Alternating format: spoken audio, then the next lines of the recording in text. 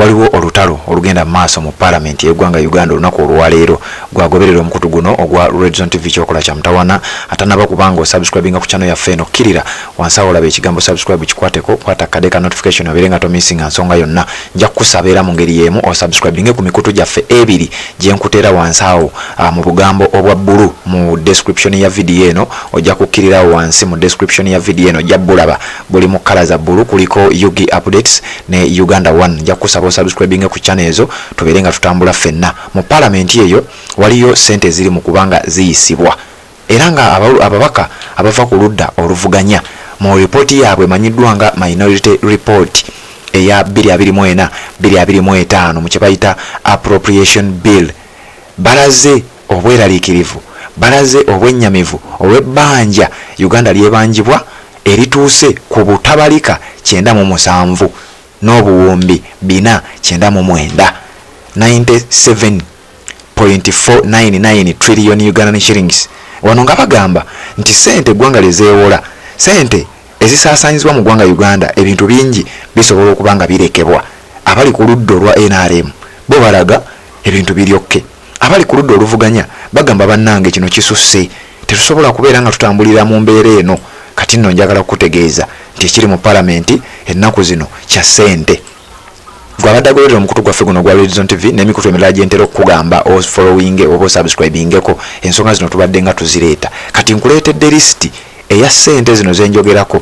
Ababaka bano ze bagamba nti ekyamazima zino sente zikozesebwa mu nkozesebwa etayina makulu kye bayise wasteful expenditure.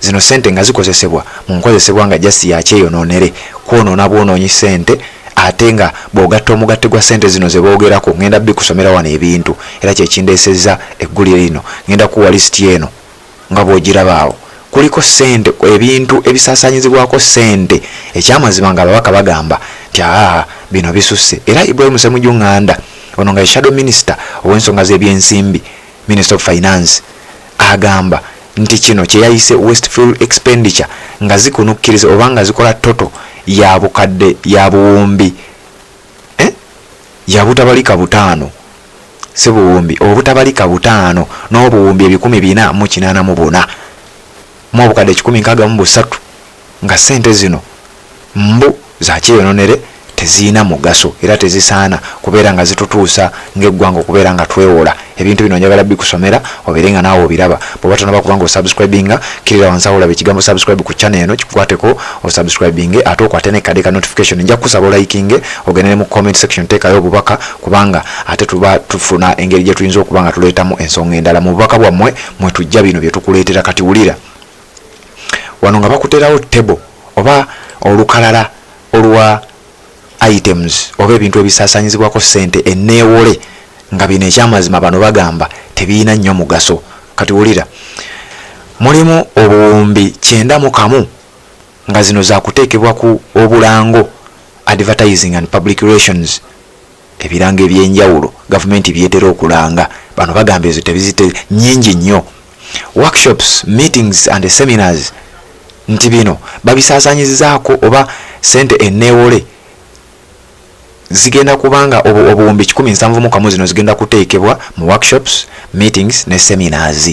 Staff training okutraininga abakozi abapya singa wabaawo omukozi ekitongole kya gavumenti ekimu gwe kiwadde omulimu nti wabaawo okuba traininga mu mirimu egy'enjawulo. Kati bino baabiwadde obuwumbi 217 mu obukadde 563. Official ceremonies and state functions obuwumbi 36 mu obukadde 407. Official ceremonies emikolo emitongole gy'eggwanga tugeze nga omanyi nti omukolo gwa Terehe 6 nti gavumenti y'NRM bajaganya olunaku lwe baawamba ekyo emikolo egigwa mu Koweri oba public holidays ennaku ez'olukale tugeze Independence Day n'ebintu ebirala bifaanana bwe bityo kyezezigwa mu kino kye bayita official ceremonies ne functions eza state obuwumbi 36 mu obukadde 407. Books, periodicals and newspapers amawulire ebitabo n'ebintu ebigwa mu category eyo byaweereddwa obuwumbi 85. Welfare and entertainment ebyo osobola bitegeera obuwumbi 137 mu obukadde 967. special meals and drinks, ebyokulya okunywa ebiri special meals and drinks byaweereddwa sente obuwumbi 300 mu obukadde obuwumbi 300 mu obukadde 244. Printing, stationery, photocopying and binding document says ezenjawulo ezikolebwa mu offices ezenjawulo sente ze babawadde wano mweno category kuliko wano ndabawo obuwumbi 125 mu obukadde 317 mu emitwalo 889. Rent produced assets to private entities obuwumbi 161 mu obukadde 578. Rent to other government units, zino sente za kusasula sente z'obupangisa naddala office za government wezipangisa kuba mumanyi office za government nyingi nga weziri bapangisa obupangisa kati sente zigwa mu category eno baziwadde oba ezeetagisibwa mu bintu bwe biti baziwadde obuwumbi 18 mu obukadde 845. bino no byenkusomera ababaka bagamba ab'oludda oluvuganya nga bakulembeddwamu Ibrahim Ssemujju Nganda mbu ebintu bino tusobola obisalira amagezi ne tubeera nga tetubyewolerako sente nga sente zandibadde tezigenda mu ebyo oba oliawo tuba tuzeewoze nga zigenda mu birala oba seekyo nga n'okuzeewola tetuzeewola. Bindings, clothings, footwear and related services, muno mulimu engoye eziweebwa abakozi b'ebitongole ebyenjawulo ebya gavumenti, engatto mulimu ebitongole ebimu nga bibawo engatto n'ebintu ebirala ebifaanana bwe bityo bakozesa byaweereddwa obuwumbi 134 mu obukadde 644 mu emitwalo 49,200. ezo bano bagamba either tusobola okusalira amagezi sente zino tusobola okusalira amagezi ebintu bino ebyambalibwa either ne bikolebwa wano oba ne tuyiya amagezi gonna ne tuba nga tetwewola sente ezo nga tetuzispendingira ku bintu bino. Classified expenditures obuwumbi 592. Consultancy services, consultancy mukimanyi obuwumbi 305. Travel inland okutambula naye nga kutambulira mu ggwanga tugeze president ava mu State House Entebbe agenda keyo Koboko, tugeze abakungu ba government abamu bava mu offices zaabwe mu kibuga Kampala bagenda keyo Nebbi. Travel inland bakiwadde obuwumbi 712 mu obukadde 693. Travel abroad bino nga kutambula genda bweru wa ggwanga tugeze Museveni bamuyise New York mu America, Nabbanja bamuyise mu kibuga ekimu mu mawanga ag'enjawulo ba Philippines ng'eyo. Okutambula bweru w'eggwanga kiriko obuwumbi 114 mu obukadde 275. Ababaka ba parliament abali ku ludda oluvuganya bagamba zino sente zisusse era ezo sente nyingi twandibadde tuzisalira amagezi either ne tuba nga tetuzeewola oba ne tuba nga bwe tuba tuzeewoze tuziteeke ku bintu ebirala nga si ebyo byo bagambye nti tebiri wathe kubeera nga babisaasanyizaako eggwanga nga libisaasanyizaako sente ezifaanana bwe zityo. Redzone TV kwoli webali kubanga okyagoberera nkyakutwala mpola mpola. Carriage, haulage, freight and transport hire okupangisa ebintu ebifaanana bwe bityo okupangisa entambula tugeze gavumenti erina emikolo egy'enjawulo n'ebintu byonna nga webitegedde obuwumbi 906 mu obukadde 788. Amafuta, fuel, lubricants and oils obuwumbi 371. Vehicle maintenance okutereeza oba okuddaabiriza emmotoka za gavumenti n'ebidduka ebirala obuwumbi 167 mu obukadde 297. Subsidies to private enterprises obuwumbi 5 n'obukadde 4. Rent oba tono rent waki kuba kyo kiri rent obuwumbi 5 mu obukadde 72.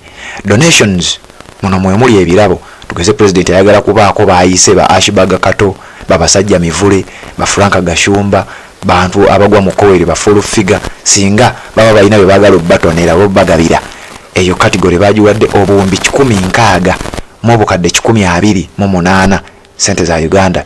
Scholarships and related costs tugeze government erina abaana beeyagala okusasulira bagende ku Harvard University basome oba University of Liverpool oba University of New York kino bakiwadde obuwumbi 27 mu obukadde 920. Zino ababaka b'oludda oluvuganya nga bakulemberwa Ibrahim Ssemujju Nganda amanyiddwa nga minister oba shadow minister ow'ensonga z'ebyensimbi bagamba ezo sente nyingi nnyo either tetuddamu zeewola oba se kitukisalira amagezi.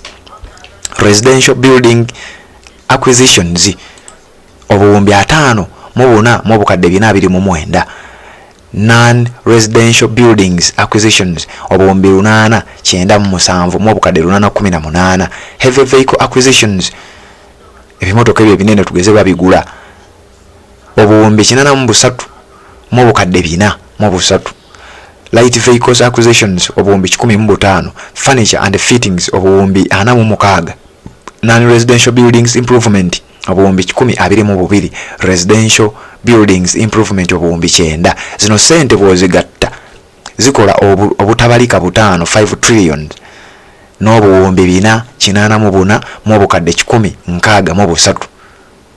Obanze kuddiremu 5 trillion Ugandan shillings, 5.485 trillion Ugandan shillings. Nti obutabalika 5 obutabalika ndozo obumanyi bwe buwumbi 1000 akawumbi kamu kabiramu obukadde 1000 kati obuwumbi 1000 bwe butabalika katabalika kamu kati obutabalika 5 trillions n'obuwumbi 464 mu obukadde 163 mu emitwalo 5 mu 4 mu 5 mu 3 ze sente za Uganda ezisaasanyizibwa ku bintu abaka ba parliament abali ku ludda oluvuganya bye bagamba tekyamazima bino tebisaanidde kubeera nga betusaasanyizaako sente zino.